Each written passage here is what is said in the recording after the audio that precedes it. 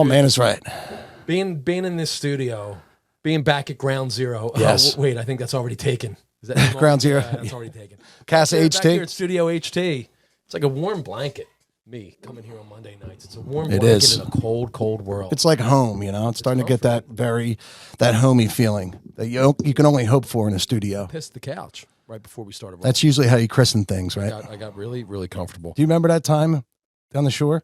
Dude, can you be more specific? I pissed so much. It was me and you, and I was with an ex-girlfriend. You happened to be hooking up with her best friend.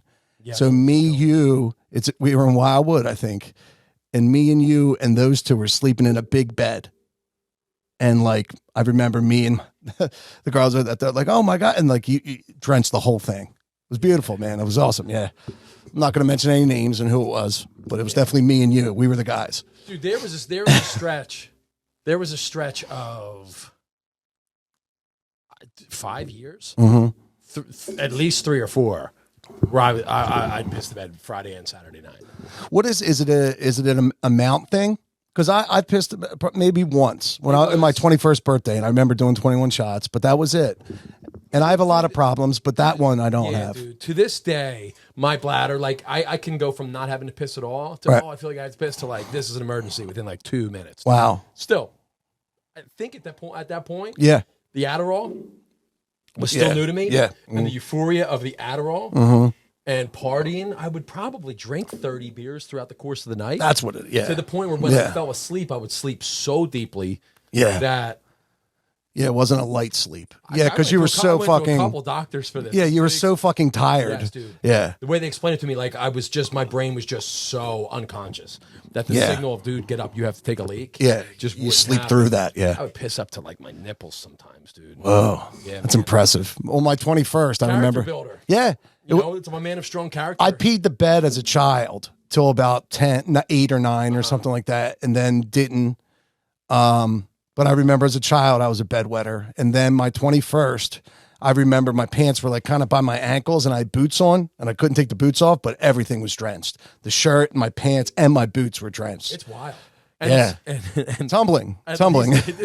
Extremely humbling. I have no self-esteem to this day because of all the times. And I woke up in some weird situations too. Like, yeah, dude. I mean, how do you explain that with a babe? Like, I mean, there's been I'm sure countless times you pissed on a babe, right? My reputation of that preceded it. Okay. To where like you knew it was coming. Okay. Chicks would avoid, dude. Like it was hard. It was hard to get ass. Like even in college, chicks would avoid. Because it'd be a. Then when I'd like visiting other colleges, and then when I would get some ass at another college, it would be a surprise. Yeah, dude. I was at Shippensburg. Can you count on 2 hands, or what do you think? What do you think? Times where a babe got completely didn't know it was coming and just totally drenched. I mean, high 2 hands, if not surpassing 2 hands. So over 20. Over 10. Over 10. Okay. Yeah.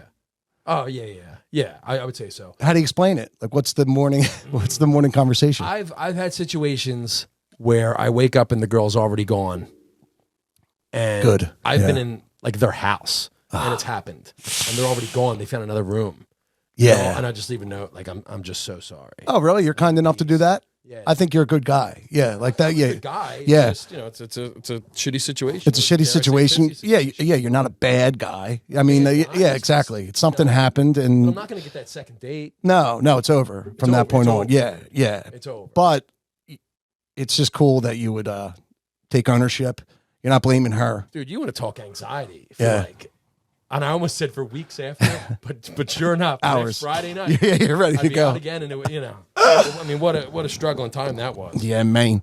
Yeah, So I saw you last night for a brief period. It was great, man. I saw you on the dance floor, and I'm watching him. He's having a great fucking time, man. Yeah. And I'm sitting there. We got video, so somehow we're gonna show you fucking rocking out. Man, I was uninhibited. It was Modern Bliss reunion show at the Ardmore Music Hall, and it was awesome, man. Thanks to Shawnee and Kev for coming by last week. They gave us tickets to the show as a nice surprise on their way out. Yeah. And I didn't talk to you ahead of time. It was cool to see you there. It was great that we were able to take them up on that.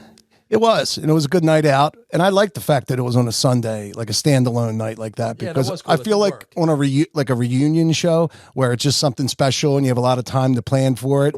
it doesn't matter what night of the week it is because people make it a night. I know I talked to a few people that were staying at the hotel in the Fairfield, the new one. Yeah, like a lot of people that even lived Jersey, blah, blah, blah. A lot of people were getting rooms and shit. So they did it right. Modern Bliss, way to go. You guys did it right. I think I got there right before the second set. I got there at like 8:30. The ticket said 7 p.m. start. Yeah. I don't know if they started on time. I think they did a set because I got there for the second set too.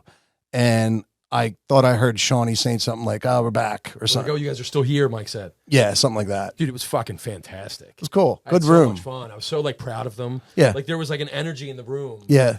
It wasn't just a normal band on a normal night. Like there was so much like, it was very triumphant, it felt like. You could tell that they put they have a body of work over a decade and a half, and people came out to like, celebrate it.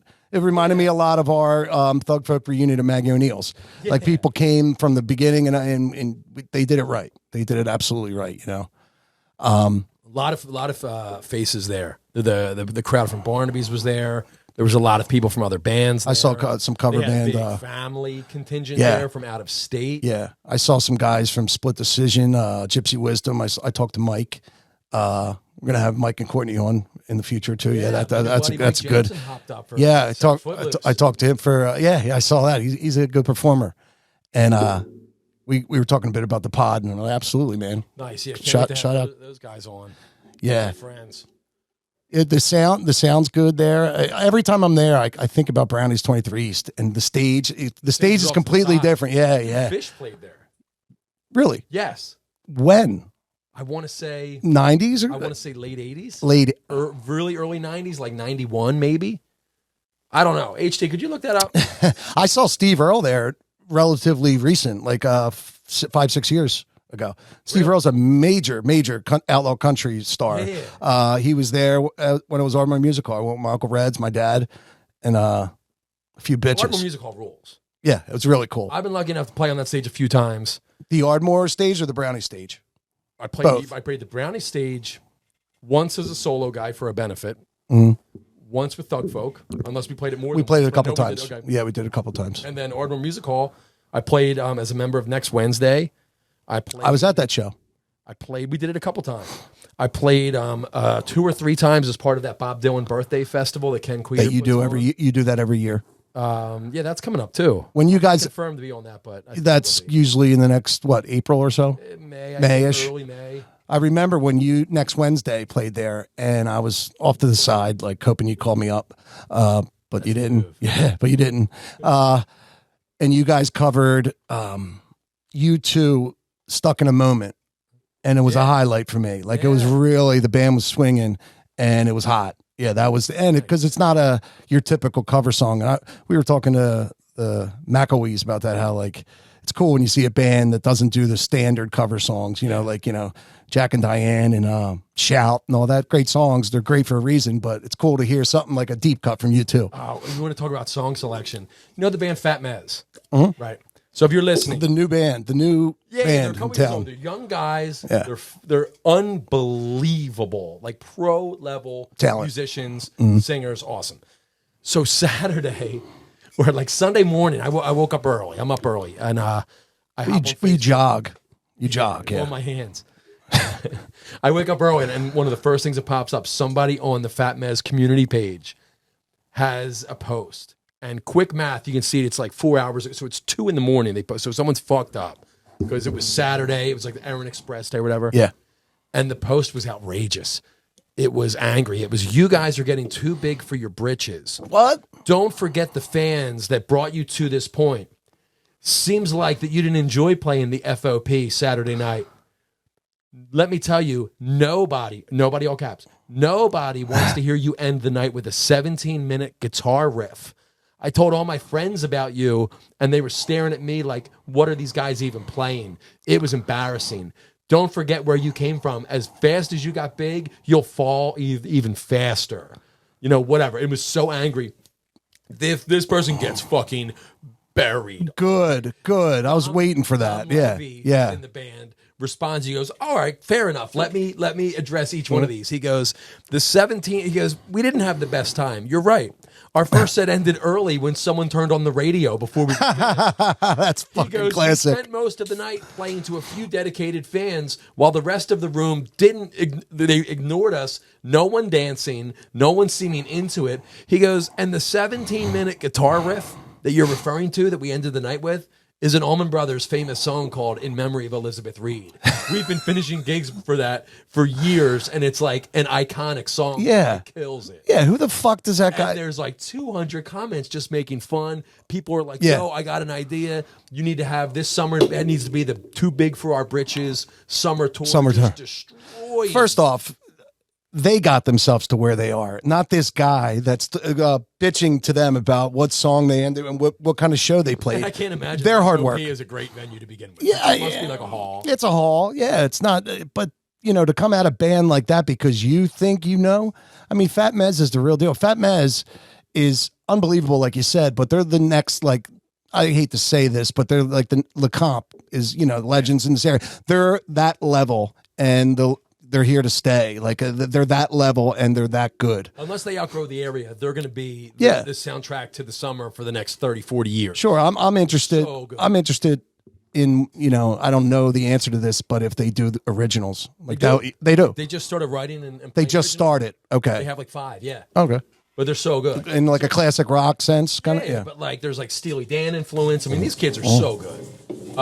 Yeah. But later on that night, as I was coming back from that Modern Bliss gig, apparently, I'm at I'm checking Facebook while driving, and whoever posted that, they had deleted it when they woke up in the morning. So maybe it was up when I got up at 6. I saw it. It was deleted by like 11:30, and then when I'm heading home, the guy posted again. He goes, "Hey guys, it's me." Really sorry. Yes, good. Goes, I don't hate him anymore. He goes, look, the beer's got the best of me. Yeah. Awful take. These kids are the real deal. Great. So awesome. So he owned it. He goes, I'm sorry. And then there was another 300 comments instead of roasting him. Fair play. Yeah. Got to respect this. Okay. All right, bro. You get one chance. You use your mulligan. No more. Ha ha ha. Welcome back. In a bigger sense, a general sense, the world would be such a better if more people did that. Yeah. Everybody does fucked up shit, and everybody when they're drunk or has a moment or whatever. But to own it, it's just such a it's a lost art. Yeah. It's and like I don't. If more people did that, I'd be like, all right, cool, all right, whatever, yeah. But to not own it, but that's cool. I'm glad that everybody, to see him own it and yeah. Any favorite songs from last night? Any? Yes, dude. Yeah. Yes. Right off, dude. That fun song. And I don't mean like the song is fun. Tonight we are the young, band, yeah, by fun, yeah, dude. They went in like that drum started, like the tom beat, yeah, and then the piano hit, and immediately I'm like, oh, it's and yes. Gonna get my story straight. I was like, oh shit. Some nights is my favorite one. They did both. Yeah, some nights, some nights is, and they, when you have a vocalist like that. Yeah, that's awesome. And then Shawnee Matt, the whole band, they were. We are young, dude. Like that chorus was so big, gigantic. Everybody was singing it. That was a special moment. Yeah, for my enjoyment personally, I thought that was just an epic moment in the show. Then they did "Time of My Life" with like Shawnee was saying, him and Mike, how he does the guy part. I'm sorry, Baby and Patrick Swayze from Dirty Dancing. Yeah, that was really good. Yes, it was just such a blast. You could tell how much fun they were having. Mm-hmm. The whole room was having fun. It brought me back to it's a lost art, really. We came up in such a time, and even HT was probably even better in that time, to where there was a band on every corner at every bar, and that was just really, really, really, really whistling and really just kicking ass. Yeah. And now. You got it's an acoustic act, which don't take away my gigs, but it's just such a watered down version of what it used to be. It's awesome to hear drums kicking through. Meanwhile, the people that book your gigs are driving, listening. Yeah, it is kind of watered down. Maybe we are going to go in a different. Yeah, we are. No, not me. I meant others. But it was cool to see a band like that. And I've paid real money for real concert, quote unquote, experience, and not had that much fun. You go and it's cool, but it's just all right. But that was so much fun, and that's such a great room too. Like you said, you saw Steve Earle there. Did you see when Fish played there? Were you able to look that up? 1989. Hey, HT, where's your microphone? Where's your microphone at, HT? Where's your microphone? Yeah. Great. So, the episode we need now. just kidding. Did you see Yeah. Yeah, one thing we do great is just leapfrog between unrelated topics. So how about this one? You see John Morant in the strip club? Hell yeah, I did. Did you see the picture? I have a problem with that. The strip club is sacred. You don't release photos like that. That guy, you don't do that because anybody can look like that at a moment in a strip club. Yeah. And you're embarrassing the hell out of this guy. Do you see how much money? There's 50 grand in ones on the fucking ground. So John Morant was at a strip club in Colorado the night before a game or the day before. It was right after. It was after the game. It's not like the controversy is how close to game time it was. No, it was after the game. But he was at the strip club like I guess a lot of these big sports dudes do that make $20 million a year. He's in a VIP room. Shirtless, of course, which is normally my move. That's your move. Definitely. He's shirtless, and he's getting a lappy in the VIP room, which is extra sacred. Extra. Within the confines of a strip club. And it's like a black and white like security camera from the corner. Yeah. And there is so much cash strewn. Yeah, it's 50. Yeah, about 50. Yeah, 50K. Yeah. And it is fucking unbelievable. It looks like a like somebody robbed a bank and then like the fucking bag exploded. Right. Not the die, but there's money everywhere. Well, if you go deep, we'll have to pull that up. It's a great picture. I mean, she's fucking like reverse cowgirl right there. Yeah. It's a beautiful pic.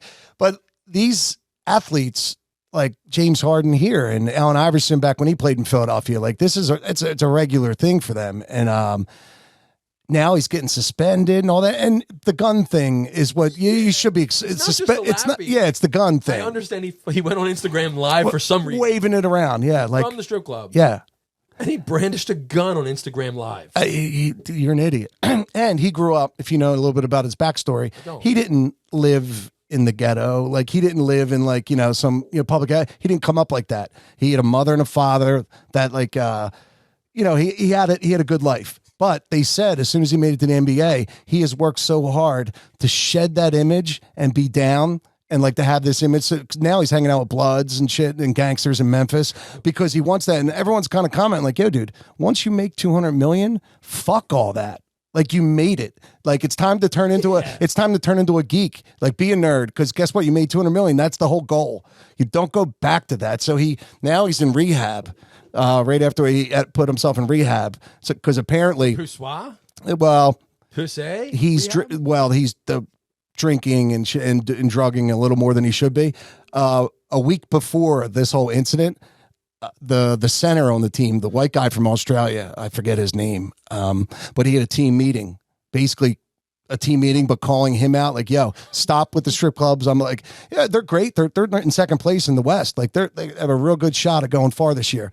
And this guy's a team leader and he's like, yeah, stop with the strip, let's go. We got to take care of ourselves. No going out and all that. And 2 nights later, John Morant does that. So he doesn't listen to the guy at all. The team leader that said $50,000 at a strip club is like one of us spending $100 at the strip club. Could you imagine that? Like, no, and what are you paying for? Like, I think the girls take it. You're not paying. Like, are you getting banged? Well, $50,000. Those guys probably are. Probably. Yeah, those guys are. Right? But still. Yeah, it's not worth any of that. Some of these.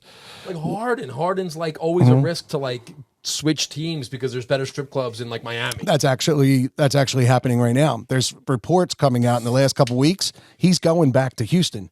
Houston has no shot. He's getting older in his career. Strip clubs are better because A, yes, and B, the team lets him do, like they give him no flack for all of his behavior afterwards. He's allowed to do whatever the fuck he wants. In fact, when he was in Houston, they used to fly out after the games when they were away. When Harden was there, they flew out the next morning. They changed the whole way they did stuff, the team, to accommodate his night out. Yeah.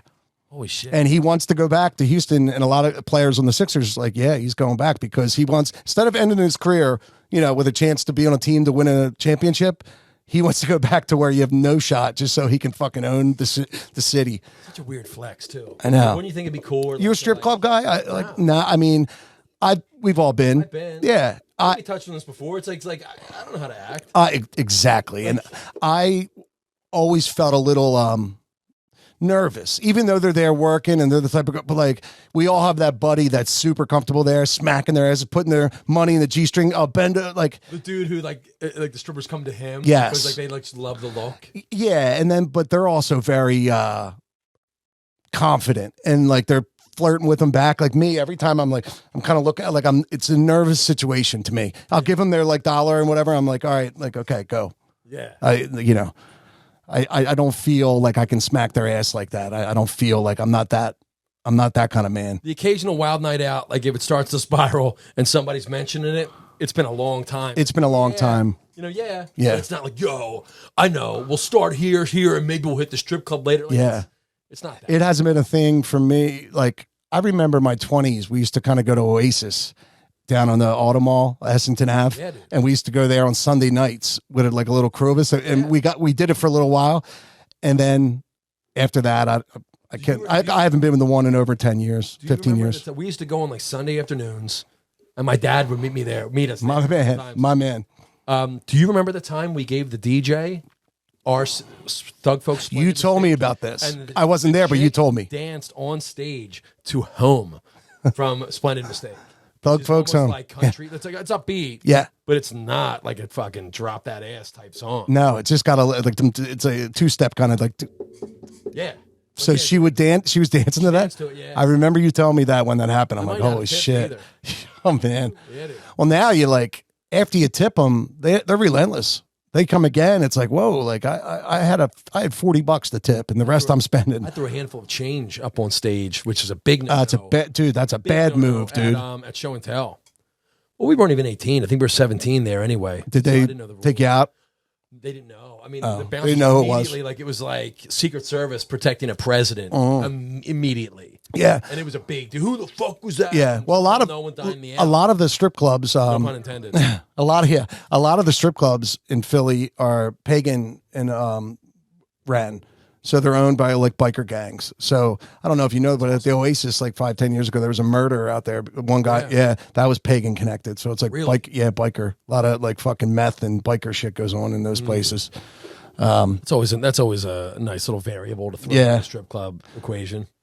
That relates to Modern Bliss very, very, very well, I think. You know, you said I was like, but now that we're going back to like meth and all that stuff. Modern Bliss. That was a perfect segue, Half Dog. Jesus. But, so weekend. So back to the weekend. Yeah. Let's jump around again. Friday was the Delco Prom. Yes. Another recent guest, John Port. John, man, I saw you there. Yeah. Again. It was a great time. Tokyo was on stage. Great time. And they really do it well, man. It's on them. Yeah. And everyone's invited. Like anyone who's thinking about doing business with them, has done business with them with houses. Like it's just an open kind of invite. There's a reason why they're successful, and it was awesome. It was a lot of fun, and we ran into a few people. Paul Stackhouse, shout out, baby. That's Billy A. That's where I was going. Yo, Stack. Thanks for listening. Thanks for your support. We ran into a lot of friends, but Stack, J Bar, J Bar, Billy Bar. They look Billy alike. Rowe was there. Billy, I saw He had a blow doll with a hard dick. He's something else. Doll had the hard dick, not Billy. He might have too. He might have. It was pretty wild. How many people you think? It's tough to. I'm one of those people that after like 500, it could be 50,000. More than 500? I would think it 500. I would have guessed 4, but it could have been 5. It could have been 6. Packed. There was a few different rooms too. Right. Frank Crinity was there. Anthony Lucy. Shout out those dudes. Stack had the best things to say about the podcast. We appreciate the support. It's cool. You know, I feel like, you know, having guys on to talk, and we'll have those guys on. They're great, like Bonner, Falkroft guys. But it's cool to, you know, just bounce off ideas. And one thing Jay Barr said, he's like, I can tell what you guys are thinking, and it's exactly the way I think. Like when you guys have it, and like I see what you're thinking, and what you say, it's the same kind of thought process. So it might be something in the water around here. That we kind of all some kind of cadence and some kind of like it's a little bit pessimistic, but it's funny, I guess. But it's a little there's like a tint of sadness, but still you have disappointment. Yeah, it's disappointment, but with like I don't know optimism that tomorrow may be better. Yeah, I was there for a little bit. It was fun. It was very loud, and I'm not saying it was too loud. I'm not saying that, but running into people. I don't hear all that well from my many years of rocking on live stages. Yeah, you've always been down the East Coast, up and down the East Coast. Big deal? Yeah, Boston to no Maryland. Big deal? Boston to Maryland. But as I'm talking to people, I'm not quite hearing them. So I switch between trying to read lips, which I'm not good at, and then throwing my ear in their face, which doesn't work as well either. And then I revert to a third thing, which is I just say, yeah, after they stop talking, regardless of what they're saying. And I was getting the look a few times like, dude, I can tell you're giving me that kind of thing. Yeah. Yeah, you're not in this convo. Yeah, but I'm trying to be. I want to be invested. Yeah, right. You're not doing that on purpose, but you got caught. Yeah. So to anybody that, I gave them impressions of severe autism. My big thing, like something like that. I'm sorry. I don't know. Let's catch up over in the area. In one of these just days. reach out to him. He's easily. Yeah. And next time I see you in public, just text me. I get anxiety over the hug. I don't know. Oh. I don't know if I'm supposed to hug. I don't know if we're older now, and I know that when we were hanging out when we were 24 and 25, we'd hug. But like, I don't know who you're married to. Like, so I get a lot of anxiety of not knowing. And a couple times that night, like, hey, what's up? Hey, how are you? Like Danielle or whoever. And then kind of like I'd see them kind of come in, then I wouldn't, and then it's just something I get anxiety about every time I'm in a crowd. I was getting anxiety because I'm very loose with the love you these days. Oh yeah, as like a love you pal, love you pal. I'm pretty loose with that these days. And I was saying it, and I caught myself saying it to people who are like, I really don't know that well, and they'd kind of give me the second look. And, I'm fine with it, but they definitely walked away feeling awkward. Same premise. So my job's done. Yeah, you walk away feeling weird. Exactly, because you're owning it and you're comfortable. Me, I'm the guy on the other like oh man, like what's that mean? What did that mean? Why do they? What are they thinking? Did I not go in the hug? Am I being weird? Like it's just this long thing that goes into my head, all between just hey, how you doing? The last Delco prom I went to was it was probably 6, 7, 8 years ago, maybe. It was one of the first. I hadn't been able to make it until this past weekend. Right. But I remember talking to Mike Barch. Mike was there. Yeah. OG, Mike Barch. And I was like real anxious and nervous, and I kept blinking. Yeah. And he goes, dude, what? And he goes, dude, what the fuck do you keep blinking for? Do you have Tourette's or something? And I was just so anxious that I couldn't even it didn't even disarm me. I was like, nah, man, nah. And it just got weird, and I just wandered off. Well, you're a blinker, right? Isn't that something you do sometimes? I caught myself blinking. Yeah, I remember when we first started, I don't notice it at all. But I remember you coming up to me and I'm like, I don't know. And the first couple I didn't know you were oh man, I don't think this is going to work. I blinked too much. And you're like, dude, it's fine. Yeah. Keep going. Yes. Yeah. But it was I enjoyed Friday. I played did you I did not eat, but I played from 7 to 8-ish, and I played in the other room, so it's just kind of like filling time, give something, people some other room to be in before they 3 a.m. Tokyo started. So it was cool. Like a lot of people came up, but it was over quickly. I saw you after, and then 3 a.m. Tokyo, they're another good band. Yeah, and they they got the hip hop thing down, but they don't just do hip hop. I feel like people label them hip hop because they're black band, like black, African American, but they play Guns N' Roses and all types of different shit. But I would say they're a perfect band for somebody that doesn't love rock and roll. Yes. Because they were doing the hip hop stuff, the dance stuff. They're closely tied to a DJ. It's like a band version of what a DJ will play. Yeah. Mm-hmm. They do a lot of stuff that wasn't recorded with live instrumentation, and they pull it off. Yeah, I thought they were great. I'd never seen them before. Yeah. What'd you do after that? I did nothing. What did I do? I feel like I watched something. I went home and put a movie on. What did I put on? Big Lebowski. For the millionth time. Yeah. I fell asleep watching I'm going over. I had to be up early to be with the kids. Did you? Yeah. I'm going overboard now with the Murdahl situation, the Murdahl trial. I know kind of about it, but dude, I know everything about it, and it's not healthy. Like with me, I'll now I can't sleep at night unless I have the YouTube going with more Murdahl, the trial. You know what happened, right? This guy was royalty in South Carolina. He over a means he would be a piece of trash anywhere else. If he was anywhere around here, we wouldn't even know his name. But there, over 100 years, his family has ran the politics, the law enforcement, and everything in this county in South Carolina, deep South. Much like the Barclays. A lot like the Barclays, yeah, but 100 years of it. Okay. So this guy ran everything, and the grandfather was awesome. The father was all, and this guy's been a piece of shit. His whole life, and he had a drug problem, which is only one of the like 10 things. And he's not but he's not a piece of shit because of that. Yeah, he's a piece of shit. He was stealing money. He was a lawyer, and he was stealing money from people that were in car accidents and became like paraplegic, and they would get like awarded like 500 grand. He would never tell them and just take the 500 grand. And he did that for like 20 years. That's a deal breaker for me. That's the least of what he did wrong. Then he kills his wife and his son, and he lied about it, saying like, "Oh, I wasn't there." Then his son that he killed was FaceTiming or Snapchatting or whatever, like the dog at the time. So he was going to get away with it, but he got caught in the back of his son's Snapchat saying Buster. And once that came out and they went through the phones, they called, you were here. And he's like, "Oh, I was there, but I didn't do it." It's like, dude, you're fucking done. So yeah, he got 2 life sentences, but it's fascinating, the story. I did hear the little bit about it. It's didn't he say like he takes opioids to make things more interesting? Yeah. Like they're like, you take opioids or whatever. Right. To make things more interesting. Yeah. I mean, it's true. I mean, things you do get more interesting, and energy and stuff like that. But the amount he said he was taking is impossible. Nobody could do that and even live. Maybe he's a heavy hitter. I think he was gambling and owed people money and all types of shit too. Like it was way too much money, but God, the money that he just pissed away. And, the whole town's wrecked by it, but there's other murders and stuff. I just tell you, guilty, right? Like guilty, dead guilty. But he was going to are they going to fry him? No death penalty in the whole on the case. Some do that anymore? They do, but I don't know why. In the beginning, they're like death penalty off the docket for whatever reason. But I urge you to look into it. It's really cool. Like there's only a few things that I'll like urge people to do.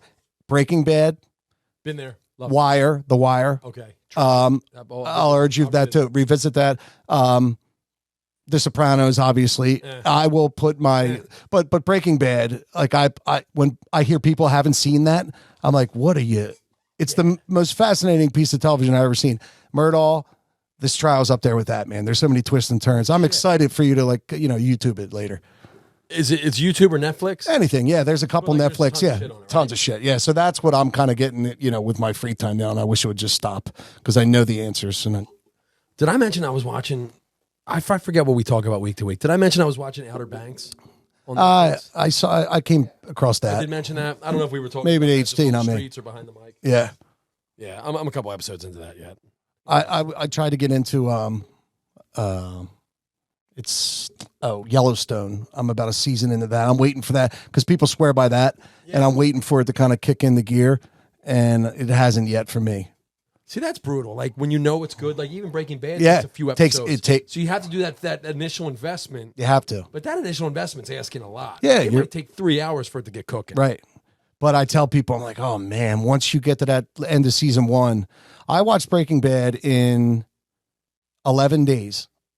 I had a tablet and I was playing gigs down the shore at full time at that time. And I would play gigs and I would come home around like 2 a.m. and I wouldn't sleep. I would be up till 11 a.m. just watching episode. So 11 days, yeah, man, 6. Now I couldn't pull it off like that. What's like 80 hours of shit, right? Yeah. What's it, like 12 episodes, 5, 6 something like that. Yeah. Like 80 hours. 6 seasons in like 80 hours. Yeah. But and afterwards, I remember being like depressed. Like a friend was gone. Yeah. You get like that with TV. Yeah, I felt the same way, and I've even gone back and like rewatched episodes that I know that are good. Like that final episode, I forget what it's called, or maybe it's like the second to last episode. Felina was the last. Okay, so it wasn't that, but it was the second to last episode. Maybe it was a plural, and it was some kind of something like that. It's considered oxymorzines or something. Yeah, the greatest episode of television in any series. I'm gonna watch it. I'm gonna watch it again because I didn't know that. But yes, that is oxymanzazos or something. Yes, I know exactly what you're talking about. Man, that was awesome. I have I kind of get mad at myself too because I'll go back to The Well and watch that stuff over and over again instead of like trying like a new thing. I'm like, I'm going to waste time again watching The Sopranos. And the more you watch The Sopranos, you realize that wasn't that good the first time. except for the character Tony Soprano, James Gandolfini.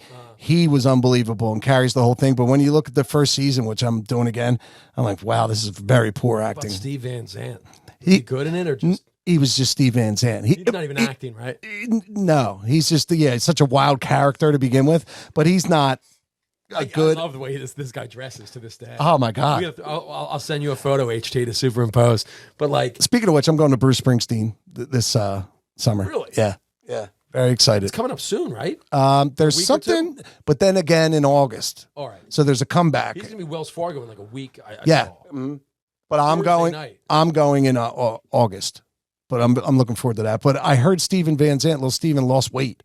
So you know how he's wearing all that fucking weird stuff and all, but he had this belly. Apparently he's like slimmed down 30 pounds. Just like flowing linen, but like in a tablecloth print of like gold and deep blue. The choices he makes fashion wise are like, I couldn't do it. It looks like risky. He's wearing a fucking $16,000 outfit. He may be.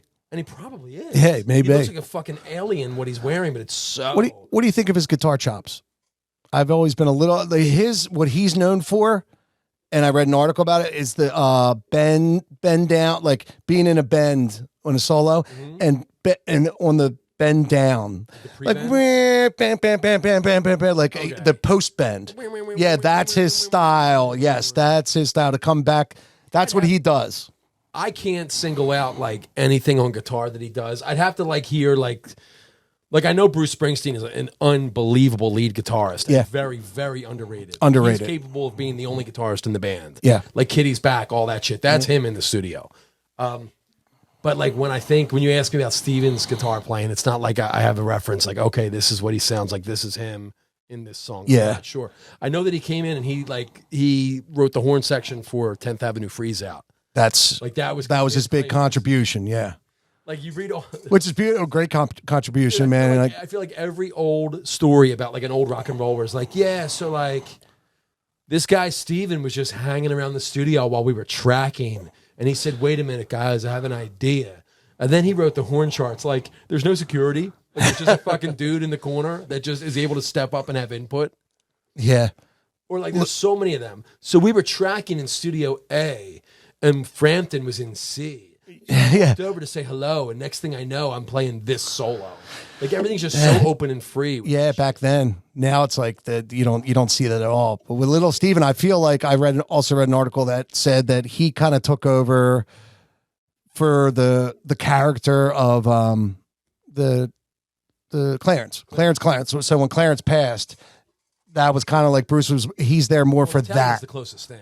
Yeah, exactly. Huh? Yeah, true. Yeah. Because Sicily and the invasion. Oh, what? Yeah, but so he took that persona. He took on that persona. Well, that's more like his foil, his on-stage foil. Because if you've seen Bruce Springsteen, you see that he does a show where he kind of has a little humor in it, where he kind of riffs off somebody. He used to be Clarence for years. Like that was like his the big man, that whole shit. Yeah. That's Steven now. But you're right. I don't remember hearing any guitar parts ever with him. That was because the guy that does the tough, the really interesting guitars, Nils Lofgren. He's doing some good work. I always felt weird about the way they played up Clarence. Like, look, my friend's black, everybody. Look, a black guy in the band. It's like having that one black friend. I'm not racist. Dude. Totally. Like the cover of Born to Run. There's fucking 11 dudes in the band. Look, everybody, the black guy. I'm real friends with him. I don't mind. I think it was important to Bruce to put off that thing, like a blending of styles that they were doing, the Bob Dylan and the James Brown, and where he was from there was black and white. And that was important to Bruce to kind of show that this is a blending of soul and rock. Dude, that's fantastic. Yeah. I never thought of that angle. That's fucking perfect. Yeah, dude. Everything Bruce did was calculated. Like you look back at it now and the things he said. The Bob Dylan with the James, dude, that's incredible. Yeah, they'd say that he wanted that. He wanted that kind of men, and he knew it. North Jersey or Central Jersey, wherever Freehold was in. I think North Jersey. Yeah. That's what it was like growing up. There was it was culturally diverse, and he wanted to show that in his music. Okay, so it's visually striking. But it is funny to look at it the other way too. I went to the house where he wrote Thunder Road and Born to Run. Did I show you those pictures? You showed me. I heard it's small as shit. It's a tiny house. Dude, the address is like 7.5. Yeah, I saw that too. Yeah, it's a It's half. in, I want to. That's not Red Bank. No, not Asbury Park. Maybe it could be Red Bank. Nah. No, but if you said I know, but I know it's something different than Freehold in Asbury Park. You know why it's so Born to Run so interesting? He wrote in that small house that whole album on piano. So that's why it has those kind of chord changes. If you're a musician out there, like there's different things you can do on a piano to write. Like you write more, flats and stuff like that. Whereas if you're writing something on guitar, you might be using whole chord, open chords, E, A, B. But on a piano, you can write things very, builds and stuff that you just couldn't do on a guitar, or you can, but it's much harder. I always thought it was really funny how Long Branch. Yep. Check it out. Yep. Long Branch, New Jersey. And the address is like 7.5. Looks like a house in Collingdale. Dude, and it's like on Pusey Ave. It's 2 blocks from the beach, and it's not built up the way that like an Atlantic City or even a Sea Isle or Wildwood is. Like it's 2 blocks from the beach. The block closest to the beach isn't high-rise hotels or anything. Like it's like family homes, and they're spread out. Where like there's so much room for development, and they just haven't touched it. Have the deeds to the land. Yeah, but like the traditional South Jersey shore towns are so fucking overdeveloped. Yes, it's just everything's crammed in. It's high rise and fucking. It's funny, like you say it like that. This family, make this a fucking whatever.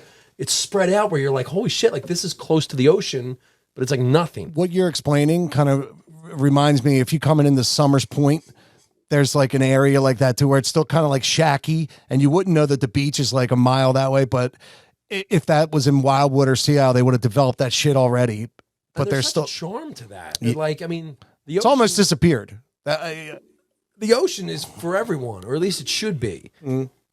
And lately, at least like the places that we frequent, our friends do, it's like the normal man is just getting priced out, and like everything is just fucking cram this in. And this guy now owns 5 houses, and now they own the whole block. Let's just bring it up, and it's just. I have a close friend. He's a Hoagie.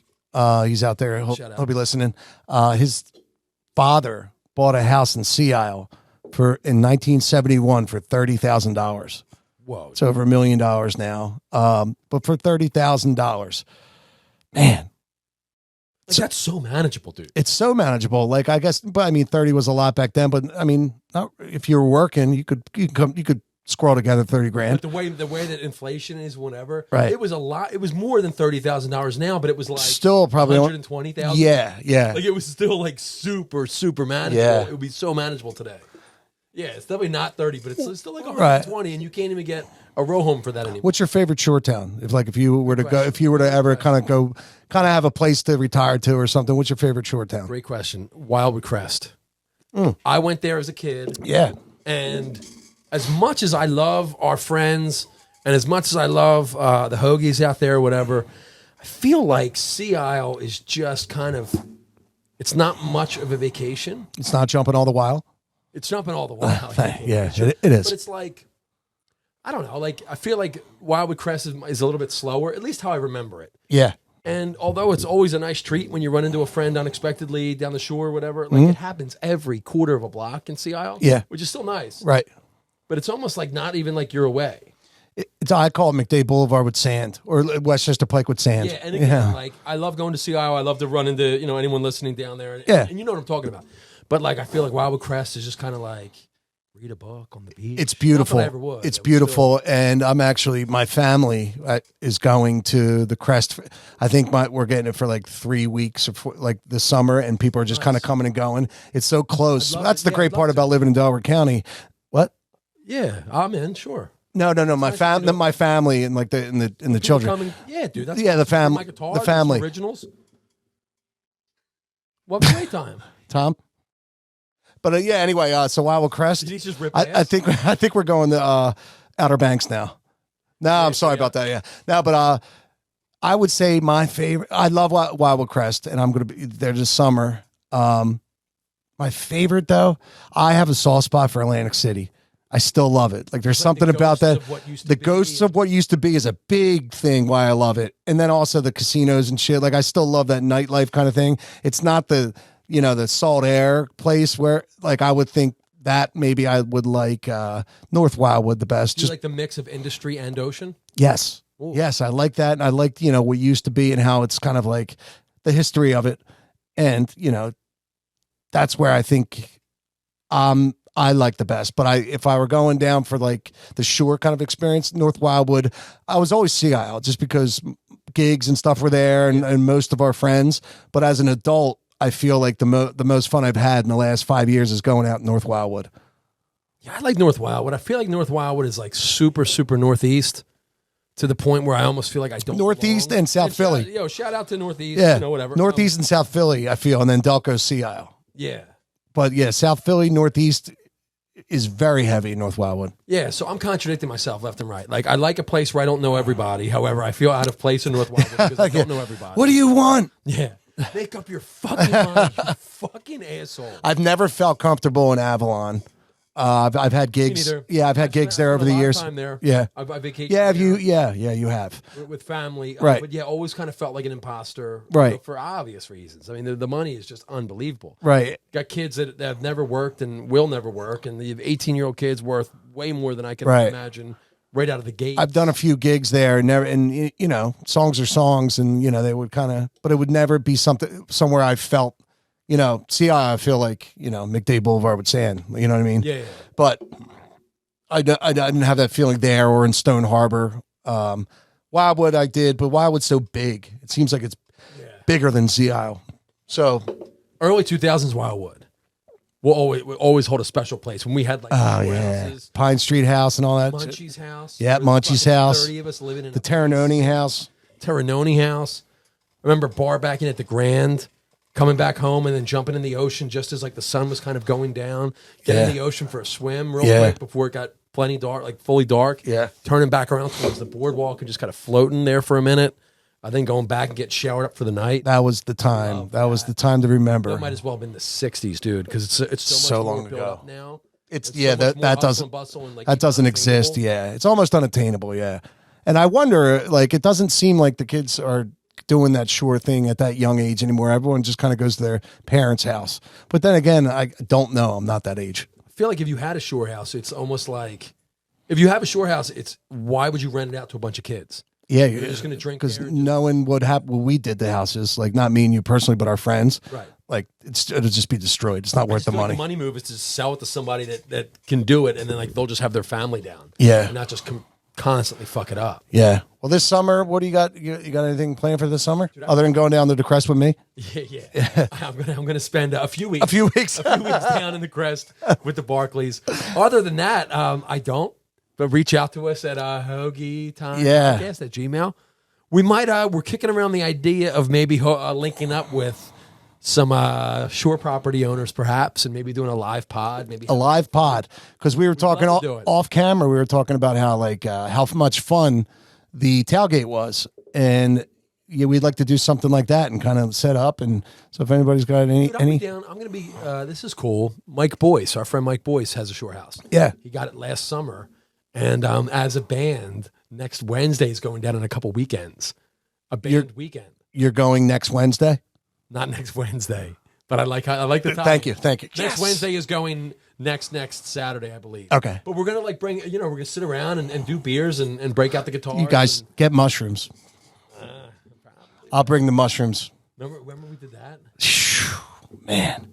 Our old manager. Yeah, we did much. We got Frenchie. It's not his real name. It was an Irish weekend, and we were at the Terranoni house, and we rented the house for the weekend, and we got mushrooms, and we took them as a band. And bonding, yeah, because and we bonded, and I remember Pat went out and played guitar on the porch like it's 5, 6 in the morning. I was get inside, and then my girlfriend at the time came the next morning because she wanted to go to the beach, and she walked into it, and everybody was still like awake, and we're like, then finally she goes in the room, I go in the room, and I just start. I'm like, I have to tell you, it was. We couldn't hide it. All of us were just cracked out on mushrooms. We ate chocolate mushrooms. They were like chocolate fudge kind of consistency, and they were a lot, dude. We had the same hallucination at the same exact time. Yeah, Frenchie's was laying on the couch, and it was like there was a design on the couch, like an 80s type design, and almost like leaves or branches. And I know I can still picture it. I remember the branches from the pattern of the couch reaching and like engulfing him. And you yep. And I go, and I turn it, and you were like, did you see it? I go, did you see that? Yeah. And you're both like, yeah. It's a beautiful That. feeling, man. Beautiful. Then another time I was standing in the middle of the living room, and I had some kind of vision that like I was maybe at my own funeral or at someone else's funeral, but like as the casket was being lowered into the earth, and it was like Beatles' Let It Be era, like George Harrison, like in the, with the long hair and the beard. It was like that kind of like the Beatles were there for some reason, right? But it was unspoken that they were the Beatles.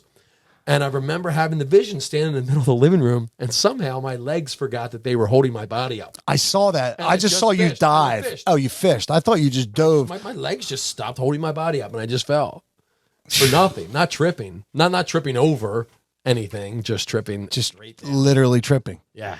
Literally and figuratively, Hoagies. Yeah. Great week. Let's do this again next week. Love it. All right. Hey, this episode comes out on St. Patrick's Day, so if you're listening, like for my daddy-o. It's a whiskey in a jar. Have yourself a safe, happy, balls to the wall St. Patrick's Day. We will see you back here next week, kids. Be well. Peace.